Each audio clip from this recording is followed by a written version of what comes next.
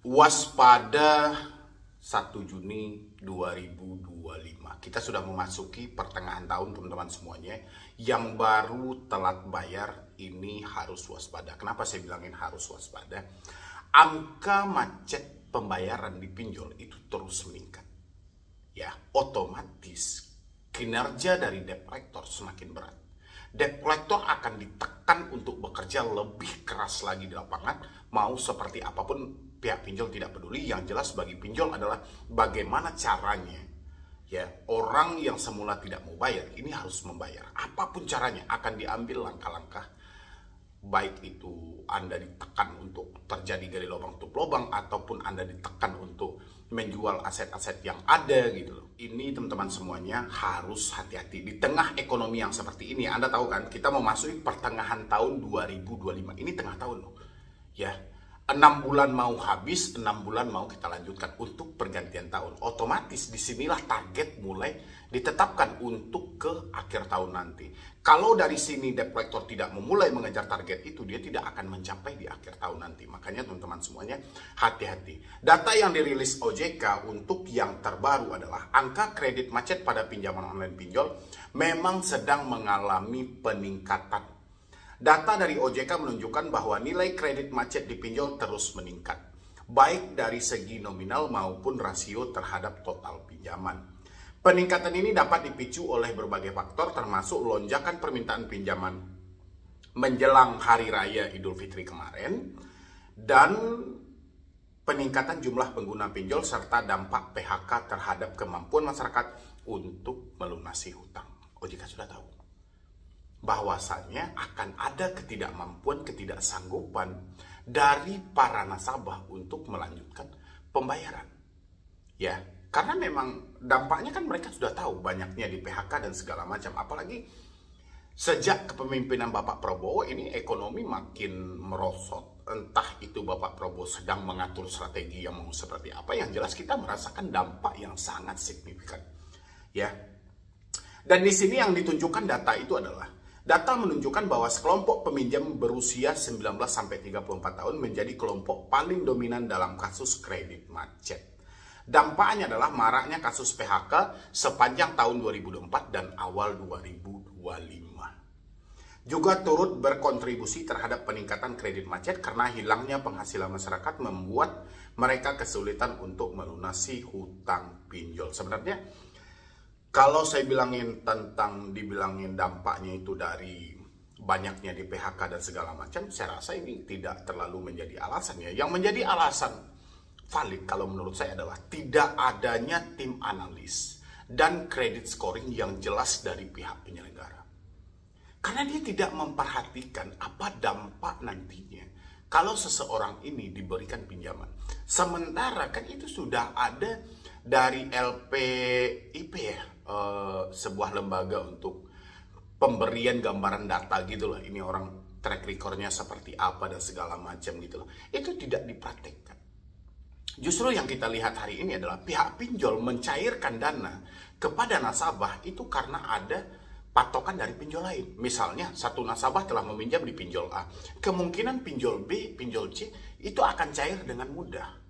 Makanya mereka tidak memiliki kredit scoring sehingga kredit macet itu terus meningkat. Jadi orang-orang cuma mampu meminjam, tapi kemampuan dia untuk membalikan itu tidak ada. Ini ada berita terbaru dari OJK sebelum kemarin itu dicabut izin dari ringan pinjam ya. OJK di sini, OJK ungkap 1 dari 5 perusahaan pinjol alami masalah kredit macet. Ya, kita lihat alasannya ya. Alasannya seperti apa? Otoritas Jasa Keuangan OJK mengungkap jumlah penyelenggara fintech P2P lending atau pinjaman online yang memiliki tunggakan kredit macet atau TWP 90 di atas 5% bertambah menjadi 22 pemain. Agusman, Kepala Eksekutif Pengawas Lembaga Pembiayaan Perusahaan Modal Ventura, Lembaga Keuangan Mikro, dan Lembaga Jasa Keuangan lainnya, OJK menjelaskan jumlah tersebut mengalami penambahan dibandingkan pada November 2024. Berarti di tahun 2025 ini angka kredit macet ini sangat tumbuh besar gitu loh. Otomatis kerja debt collector makin berat. Per Desember 2024 terdiri dari 22 penyelenggara yang memiliki tingkat TWP di atas 5%. Meningkat satu entitas penyelenggara peminjaman dibandingkan periode bulan. Kata Agusman dalam keterangan tertulis di bulan Februari lalu ya. Seperti diketahui, jumlah perusahaan pinjol resmi yang diizinkan OJK saat ini mencapai 97. Ini harusnya sekarang kan sudah 96 ya. Realitasnya ini menunjukkan 1 dari 5 perusahaan atau tepatnya 22% berada dalam kondisi kredit bermasalah. Disebutkan dengan adanya penyelenggara P2P Lending yang mencatat TWP 90 di atas 5%, Agusman mengatakan OJK terus melakukan monitoring kualitas pendanaan di industri P2P Lending. Adapun faktor yang mempengaruhi rasio TWP 90 antara lain kualitas kredit scoring penerima dana. Nah, kan benar yang saya bilang gitu loh. Jadi memang dia tidak mempunyai kredit scoring, dia tidak nilai dulu calon nasabah mereka gitu loh. Jadi asal diberikan dana aja gitu loh. Makanya teman-teman, Juni ini harus hati-hati teman-teman semuanya. Karena biasanya kalau terjadi peminjaman di bulan Februari, Maret, April, Mei, oke, 3 bulan sudah berlalu. Berarti bulan keempat ini akan sangat gencarnya. Pas sekarang pertengahan tahun ya, besok kita sudah 1 Juni 2025. Ini harus hati-hati teman-teman semuanya gitu loh. Pasti untuk menutupi suatu kesalahan ini yang terjadi pada pinjol, kan sistem pinjol ini cukup buruk ini. Untuk menutupi kesalahan tadi, penagihan akan digencarkan. Ya, karena mereka tahu kesalahan mereka adalah mereka tidak mempunyai kredit scoring. Mereka tidak pertimbangkan tentang kredit scoring. Kredit scoring itu sama kalau di bank itu tim analis gitu loh. Ada penilaian khusus terhadap calon-calon nasabah ini. Bagaimana nanti tingkat dia untuk membalikkan, kemampuan dia untuk membalikkan suatu dana, pembayaran dan segala macam. Ini harus dipertimbangkan. Ya, tapi untuk menutupi hal ini nantinya penagihan akan digencarkan sehingga kita tidak berpikir lagi bahwasanya ada yang salah dalam sistem pinjol. Kita hanya berpikir kesalahan untuk diri kita aja. Ya. Coba kita lanjutin dulu teman-teman semuanya. Adapun faktor yang mempengaruhi rasio TWP 90 antara lain kualitas kredit, scoring penerima dana, borrower, dan proses collection pinjaman yang dilakukan oleh penyelenggara pungkasnya. Ya memang benar. Ya kan? Kan OJK sudah tahu tuh. Sebelumnya Wakil Ketua Bidang Eksternal Advokasi Asosiasi Fintech Pendanaan Bersama Indonesia (AFPI), Angel Brigita mengatakan pelaku industri telah mengimplementasikan berbagai langkah strategis untuk mengantisipasi dan memitigasi risiko kredit macet. Kerjasama dengan penyelenggara data kredit seperti Biro Kredit Lembaga Pengelola Informasi Perkreditan, ini dia ya, LPIP. Lembaga Pengelola Informasi Perkreditan. Jadi di sini itu tempatnya data teman-teman semuanya. Membantu pelapor memperoleh informasi yang lebih komprehensif mengenai profil kredit calon peminjam yang pada akhirnya meningkatkan kualitas portofolio, kata Angel dalam bisnis.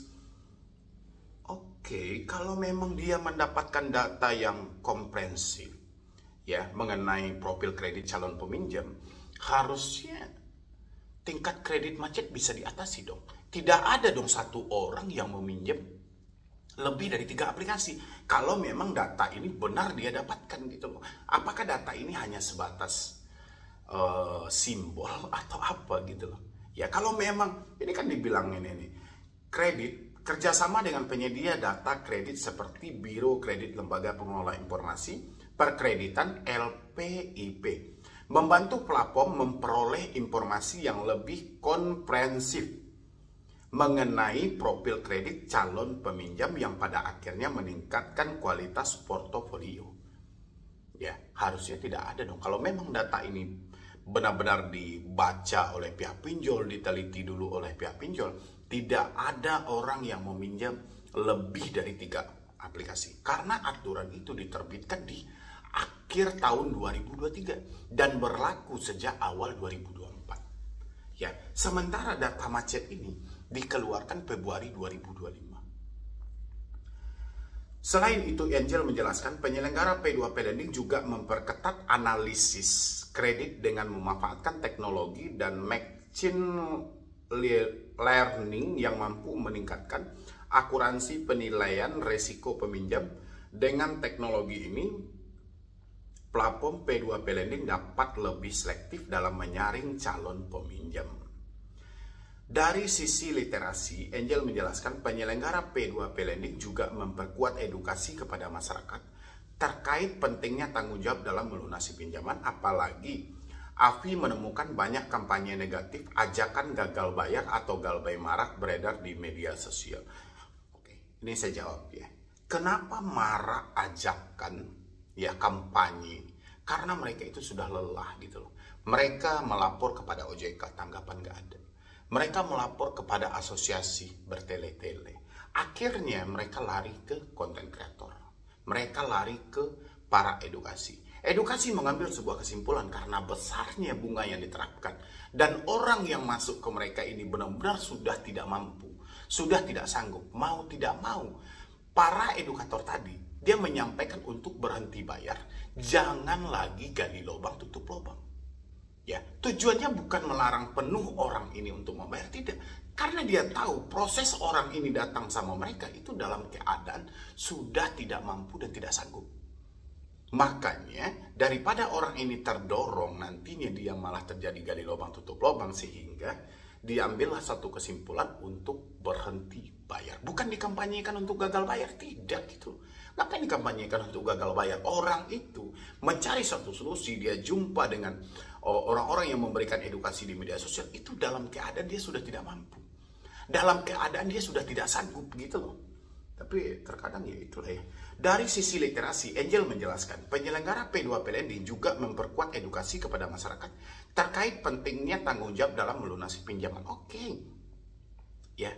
Masyarakat bertanggung jawab. Tapi bagaimana dengan tanggung jawab debt collector yang selalu melakukan penekanan dan ancaman?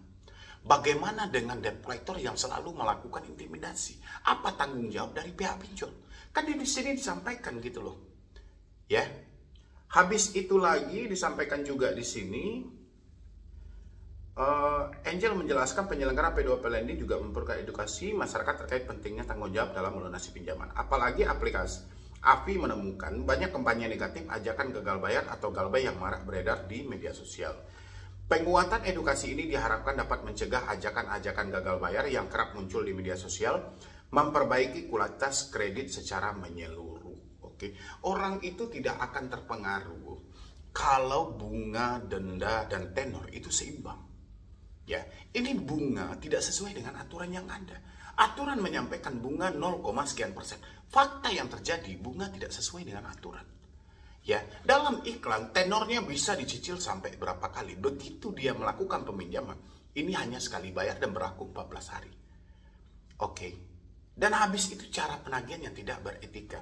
Harusnya AFPI membaca ini lebih luas lagi dari sudut yang berbeda gitu loh. Bukan hanya semata, wah ini ada ajakan dari media sosial, ajakan untuk gagal bayar. Enggak. Ya, enggak ada orang yang mampu melarang orang untuk bayar hutang. Ya, rata-rata si penghutang masuk karena duitnya sudah enggak ada. Kalau duitnya masih ada, dia akan bertahan terus melakukan pembayaran tanpa bisa dikendalikan oleh siapapun. Habis itu, bayar kerap muncul di media sosial dan memperbaiki kualitas kredit secara menyeluruh. Oke lah. Dengan langkah-langkah ini kami optimis industri P2P Lending akan semakin mampu menjaga kualitas kredit dan meningkatkan kepercayaan masyarakat. Rasa saya kalau ini tidak dibentukkan satu regulasi yang tepat, akhirnya pinjol yang diganti nama jadi pindah, konsepnya tetap akan sama. Nah, ini buat teman-teman semuanya. Yang saya bilangin, Anda harus waspada. Kita memasuki pertengahan tahun, Juni. Ya, ini sudah pertengahan tahun. Otomatis, segala cara akan diambil dalam hal ini untuk Anda tetap melanjutkan pembayaran apapun caranya. Dan di sisi ini, Anda harus memperkuat mental dan pemikiran Anda, karena memang Anda akan berhadapan dengan diri Anda sendiri. Kalau misalnya mental dan pemikiran Anda kacau, Anda akan terbawa arus dalam suasana ini. Anda akan merasakan dampak yang sangat besar di akhir tahun nanti. Ya, jadi saran saya buat teman-teman semuanya, perbaiki mental dan pemikiran Anda. Putuslah semua komunikasi yang terhubung sambil Anda pelan-pelan berusaha bekerja, kumpulkan uang Anda. Nanti kalau uang Anda sudah terkumpul, negosiasi secara internal. Ya teman-teman semuanya, mungkin dari saya cuma itu aja. Mudah-mudahan ini bisa membantu. Jangan lupa juga untuk disupport dan didukung terus channel ini. Mudah-mudahan channel ini makin berkembang dan saya makin semangat memberikan motivasi dan edukasi.